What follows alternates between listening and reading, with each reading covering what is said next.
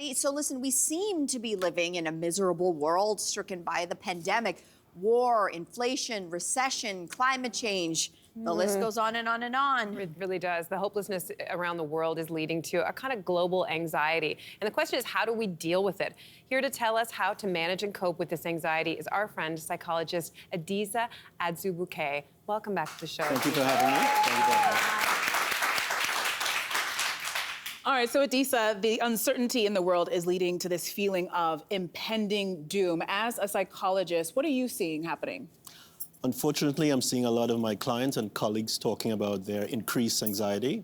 The fact that they're seeing all this, that pandemic really hasn't ended, the wars, the inflation, the recession, and even monkeypox, the new quote-unquote virus, are causing people to feel more out of control and feeling very vulnerable. And anxiety is contagious. So when one person starts feeling it, and if you ever talk to a friend or family, it can rev you up. So I'm seeing much more increase than ever before. You know, you talked about feeling out of control. And for me, when I feel anxious, it's because I don't feel in control of information. Yes. And right now, we have seen the spread of disinformation all around the world on almost every subject. True. How is that contributing to people's anxiety? Well, it's complicated.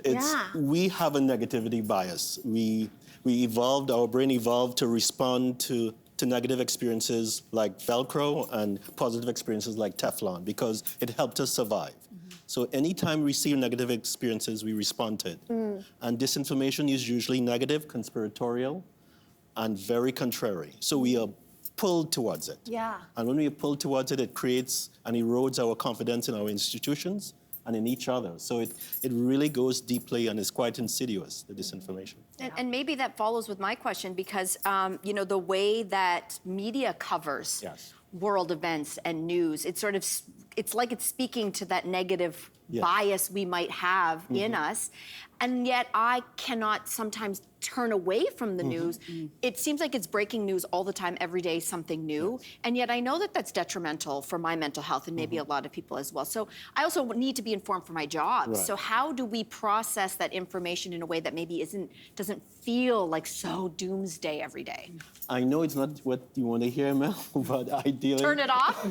Yes. Ideally is to turn it off, but if you could reduce it significantly, if you can decide to say, okay, I'm going to watch at set times and read a set amount and take a day or maybe even multiple days off from news. Also, if it's affecting you adversely, reach out to somebody who you respect and you trust to talk about the veracity of the news and how it's affecting you. But if you can parse it in very small bites, that'd be much, much, much, much helpful. So people around the world are impacted and react differently to stress and crisis. So how much of a factor does your environment play in how people experience anxiety? You know, it's really tough to say that environments don't play any part in it at all. Studies have shown that, believe it, people in third world countries who are close to very climactic things have less anxiety than people in first world countries who have all the options and the reactions. Interesting. So environments does play, but basically your genetics and your experiences, nature and nurture creates who we are and how we respond to all our anxiety issues and situations. And sometimes we use the terms interchangeably, but what's the difference between stress and anxiety? Yes, that's a good one. Stress is a reaction that causes your body to have a response or a change, and it's something that happens daily. Most people, when they think of stress, they think it's chronic. They think it's happening all the time. But stress happens daily, and it can be detrimental or beneficial. Whereas anxiety is more about nervousness, worry, dread. Anxiety is like the anticipation of a future threat. Not an imminent threat, but, oh, I'm worrying I may be fired, or I'm worried I may give a speech. You worry about something future, something impending.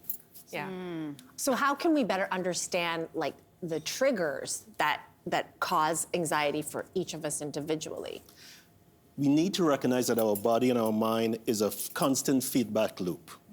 So we always have to recognize that sometimes when we are feeling keyed up or our thoughts are racing or we're feeling that things are going too fast, most likely we have to slow our thoughts down. We can do it by using breath work. We could do it by anchoring, trying to stay in the moment. For most of you out there, if you just think about what's happening right this minute, your anxiety is very, very low. But if you think a minute or two or three, what I'm going to be doing in 5 minutes, your anxiety is going to rise. So trying to stay in the moment and trying to recognize that you have the ability to just slow yourself down by breath work, exercise, and trying to reach out to people and be connected.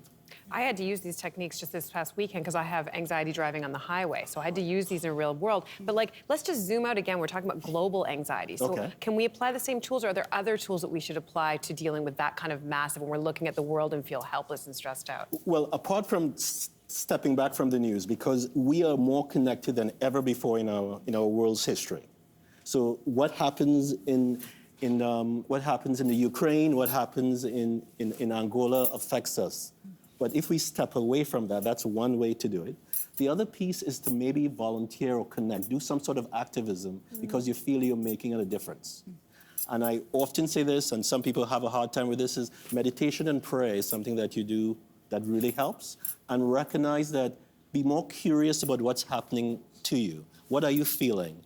Because it's better than having a harsh judgment of yourself about what you're feeling. So be more curious. What am I feeling? Why am I feeling that? Yeah, it's fast. And also, I say this because I have an 8-year-old who's watching me, and I'm now so much more mindful of how I'm behaving because she is now behaving the way I do. And so I do this practice called disinfecting my thoughts. So, that's a whole other situation. Yes. This has been so timely and necessary. I feel like you're speaking to me right now, and many of us. So, Adisa, Thank you. Always lovely to have you. Thank you. Thank you. Thank you. You know where you can get some more all-around great content? Our YouTube page. It's filled with all the laughs and thought-provoking chats you could ask for. So do yourself a favor, like and subscribe now.